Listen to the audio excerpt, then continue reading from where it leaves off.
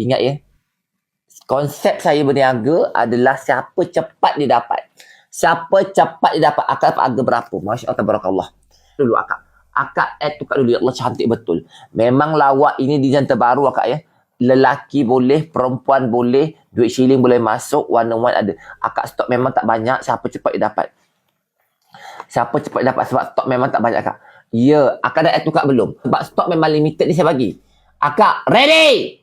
Betul tak dik? Dompet ni lawa. Lawa gila ke lawa sikit? Lawa gila. Kenapa mereka mesti beli dompet ni?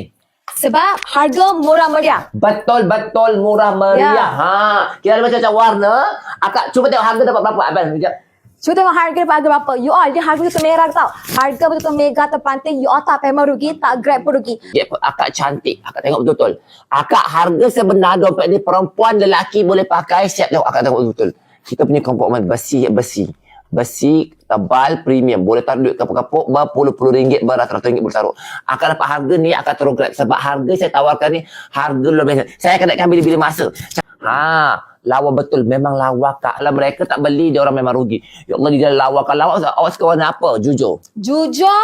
Warna wine. Warna wine. Okey, dia suka warna wine. Ni warna wine. Ni warna kopi. Ini warna hitam.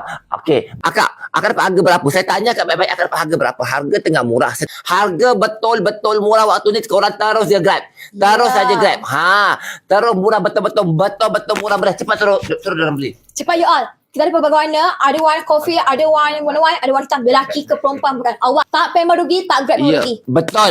Tak Grab memang rugi sebab harga betul-betul dah murah. Saya akan naikkan harga bila masa. Saya cakap depan-depannya lillahi. It is very nice. Perempuan lelaki boleh pakai. Ini warna wine, ini warna hitam, ini warna kopi.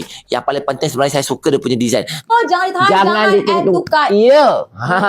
Tengok dalam dia dan payment. Okey, dalam ni macam ni sayang. Janji beli kat dalam ni. Ya, janji beli. Jangan ditahan harga betul-betul manggil. Ya.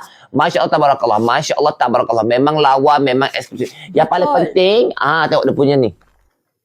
Duit kapuk-kapuk bersama. Akak di sana, akak beli jangan ambil satu. Betul? Ambil semua. Ambil dua. Betul. Satu untuk mak, satu untuk awak. Betul. Ya.